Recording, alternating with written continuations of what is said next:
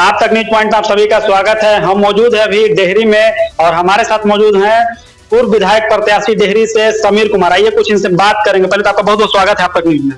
धन्यवाद। आपका भी सुकुमार ओझा जी कि आप न्यूज 9 केवल सच और अब आप तक जैसी मीडिया चैनल पे भी आप रिप्रेजेंटेटिव के तौर पे काम कर रहे हैं, आपको बहुत बहुत बधाई। धन्यवाद आपका भी। जिस तरीके से डेहरी विधानसभा में डालमिया नगर का मुद्दा बहुत ही गर्म हो गया था, उसके बाद आप संघर्ष किए, लड़ाई लड़े, लोगों का समर्थन मिला और उसके बाद लोगों को आवास को आप बचा लिए। क्या कुछ कहना चाहेंगे? देखिए, डालमिया नगर के 14 से 71 घरों खाली होने का जो निर्देश पटना उच्च न्यायालय ने दिया था, जिसके खिलाफ कोई भी बोलने को तैयार नहीं था। ऐसे में लोगों की चिंता को देखते हुए, स्थानीय लोगों की परेशानी को देखते हुए, माँ बहन बेटी की सुरक्षा रक्षा के हेतु मैंने एक आवाज को बुलंद किया डालमिया नगर क्वार्टर बचाओ आंदोलन के माध्यम से, जिसमें काफी जन समर्थन मुझे मिला और हमने एक बड़ा मैसेज आदरणीय श्री पप्पू यादव जी को आमंत्रित करके एक नहीं, दो नहीं, तीन बार बुलाकर एक बड़ा मैसेज मैंने सरकार को, न्यायालय को दिया कि लोगों के अधिकारों को अगर इस कदर छीना जाएगा जबरन तरीके से, तो हम सभी चुप नहीं बैठेंगे और मजबूत लड़ाई के लड़ने पर विवश हो जाएंगे। इसमें न्यायालय को तमाम इस आंदोलनों का बड़ा प्रभाव पड़ा और जो हमारे पिटिशनर थे वहां पे सुप्रीम कोर्ट में इसको स्टे लगाने को लेकर, उसका भी बहुत काफी हम लोग को लाभ मिला और जनाक्रोश आंदोलन के बाद सुप्रीम कोर्ट ने भी यह माना कि लोगों के साथ यह अन्याय होगा अगर उनको तत्काल रूप से खाली कराया जाता है। तो ऐसे में मैं सुप्रीम कोर्ट के प्रति अपना आभार व्यक्त करते हुए आदरणीय श्री पप्पू यादव को आभार व्यक्त करना चाहूंगा कि सभी के संघर्ष से न्यायालय के आदेश को हम लोगों ने सहर्ष स्वीकारा है और लोगों के आशियाने को हम लोगों ने बचाया है और आगे भी किसी भी कीमत पे लोगों के घर खाली हम लोग नहीं होने देंगे और संघर्ष यूं ही लगातार जारी रहेगा। जिस तरीके से विधानसभा के चुनाव में आपको उस तरीके से डेहरी विधानसभा में मैंडेट नहीं मिला, लेकिन इस बार क्वार्टर बचाओ अभियान में विशाल जनसभा हुआ। देखिए, मैंडेट पिछली बार जो नहीं मिल पाया था, मैं इसको हर बार बोला हूँ कि हो सकता है कोई कारण होगा जनता का, लेकिन हार कर भी जो हारता नहीं है उसको बाजीगर कहते हैं। इसलिए मैंने चुनाव हारने के बाद भी खुद को हारा हुआ महसूस नहीं किया। मैंने ऐसा माना जितने लोगों ने मुझको मतदान किया था उतने लोगों का विधायक तो मैं हूं ही, तो मैं उतने लोगों का रिप्रेजेंटेटिव खुद को मानते हुए जब से चुनाव हारा हूं तब से लगातार डेहरी के विभिन्न मुद्दों पर मैंने कार्य किया है और ऐसे में डालमिया का जो मुद्दा पर जो मैंने काम किया, ईश्वर की कृपा से जनता के समर्थन से अपार समर्थन मिला है और अब जनता को विश्वास हो गया है कि जब चुनाव हारने के बाद भी सभी को इतना ज्यादा हमारी मदद कर सकता है तो चुनाव जीत जाएगा तो कितनी मेरी मदद करेगा। तो अब जनता के समर्थन से, जनता के आशीर्वाद से चुनाव भी जीतेंगे।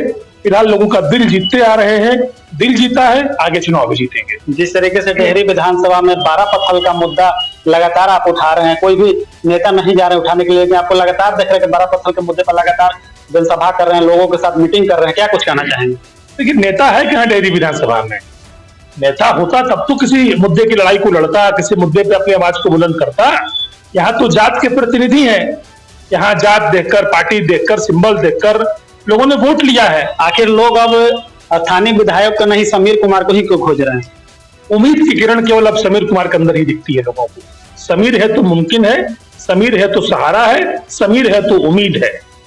तो लोगों की 8 तारीख को 12 पत्थर के मुद्दे को लेकर एक आपका बैठक भी है, क्या कुछ कहना चाहेंगे? आगामी 8 अक्टूबर संडे को हम लोगों ने एक 12 पत्थर के स्थानीय लोगों के साथ एक छोटी सी बैठक रखी, जिसमें तमाम लोगों को एकत्रित करके एक मैसेज हम लोग देंगे कि कैसे हम अपने अधिकार की लड़ाई को बहुत ही शांतिपूर्ण तरीके से लड़ सकते हैं।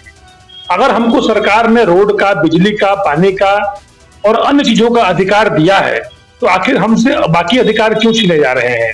दो तरफा व्यवहार इसी शहर में दो तरह का निर्णय क्यों है? आप अगर 12 पत्थर का रहने वाले हैं तो आपको निवास नहीं बनेगा, लेकिन ठीक बगल के मोहल्ले अगर आप रहते हैं डेहरी बाजार में तो आपका निवास बन जाता है।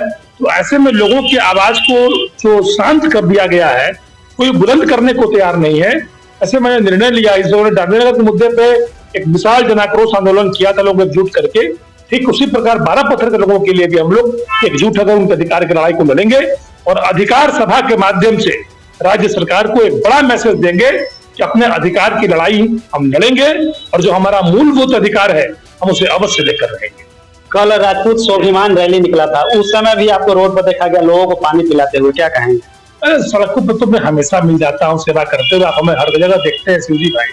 और कल राजपूत स्वाभिमान रैली में मुझे ऐसा लगा कि क्षत्रियों के स्वाभिमान को कहीं ना कहीं जो ठेस पहुंचा है, राज्यसभा सांसद मनोज झा जी के बयान के बाद, तो मैंने निर्णय लिया कि कहीं ना कहीं क्षत्रिय भाइयों को इसमें हमारे द्वारा किया गया एक छोटा सा प्रयास कहीं ना कहीं एक बल और मधुरता का काम करेगा, क्योंकि ब्राह्मणों के स्वाभिमान और क्षत्रिय के स्वाभिमान और अभिमान की चिंता सदैव क्षत्रिय और ब्राह्मण एक दूसरे का किया है।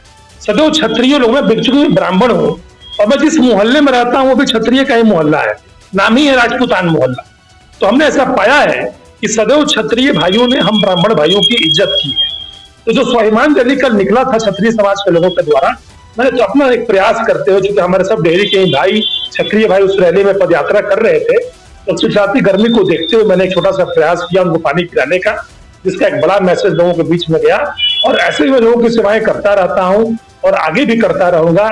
हम सभी एक है, एक थे, एक रहेंगे, चाहे वो क्षत्रिय हो, चाहे वो यदुवंशी हो, चाहे वो रघुवंशी हो, चाहे ब्राह्मण कुल के लोग हो, चाहे SC ST के OBC के लोग हमारे हो, हम सभी एक है। किसी भी नेता के स्टेटमेंट पे हम सब कहीं टूटने वाले नहीं, कोई हम जातीय उन्माद करने वाले नहीं है, क्योंकि समाज सबके समर्पण से चलता है, किसी एक नेता दो नेता कहने से नहीं चलता है। और पूरा इतिहास गवाह है ब्राह्मणों के स्वाभिमान का, ब्राह्मणों के समर्पण का और क्षत्रियों के इस देश में बलिदान का। इसलिए जय परशुराम है तो जय महाराणा प्रताप भी है, जय भवानी भी है, जय संत रविदास भी है, जय श्री कृष्ण भी है, जय जय श्री राधे भी है। सबकी जय हो। हम लोग सनातन धर्म के लोग हैं, हम लोग सदैव यह अनाउंसमेंट करते हैं कि सबका कल्याण हो। 2 तारीख को बिहार सरकार के द्वारा जातीय जनगणना का रिपोर्ट कार्ड पेश किया गया, इस पर क्या कहना चाहेंगे? देखिए, जातीय जनगणना रिपोर्ट बेहद ही सराहनीय है और इससे अब जाकर सरकार के लोगों को यह पता चल रहा है किस तबके के लोगों पर कितना ज्यादा काम करना है। अब जो ग्राउंड स्तर के लोग जिनकी जानकारी सरकार के पास नहीं थी, कितने परसेंट लोग किन चीजों से वंचित हैं, अब तो परसेंटेज आपके सामने खुला पड़ा है। अब हमारे तमाम लोगों को अधिकारें मिलेंगी, जिसका जितना परसेंटेज है उसके अधिकार से लोगों को बल मिलेगा। और राज्य सरकार, देश की सरकार से मैं अनुरोध करूंगा कि जिस प्रकार का लाभ अन्य लोगों को मिल रहा है सबको मिले, क्योंकि इस देश में सबको हक है कि आगे देश की उपभोग करने का। तमाम जो देश की चीजें, सोशल मीडिया पर लगातार ट्रोल कर रहा है कि जातीय जनगणना में भी घोटाला हो गया है। देखिए, घोटाला और घोटाला की ट्रोल कराना दोनों दो चीज आते हैं। कुछ साक्ष्य हो, प्रमाण हो तो लोगों को प्रस्तुत करना चाहिए।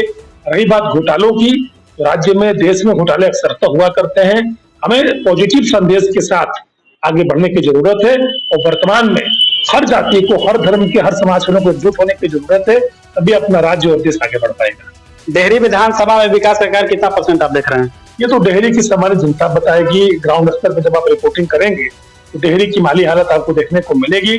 मेरे से पूछेंगे अगर व्यक्तिगत तौर पर बीइंग डेहरी का सिटीजन, डेहरी का एक रिप्रेजेंटेटिव होने के नाते, चूंकि मैं डेहरी को रिप्रेजेंट लगातार अपने पार्टी के माध्यम से भी और पूर्व विधायक प्रत्याशी होने के नाते भी करता रहता हूँ, तो डेहरी विधानसभा क्षेत्र में अब तक कोई भी विकास का कार्य नहीं हुआ है।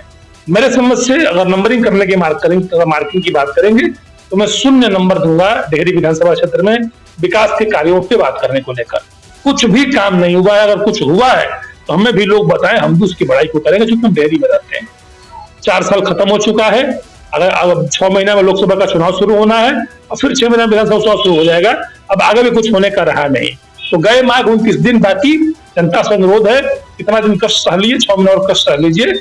आपका आशीर्वाद और प्रेम रहा, विकास की गंगा किस प्रकार बहाई जाती है आपको यह बेटा समीर दिखाएगा। अभी समीर कुमार जन अधिकार पार्टी में दिख रहा है, 2025 के चुनाव में कहाँ दिखेंगे?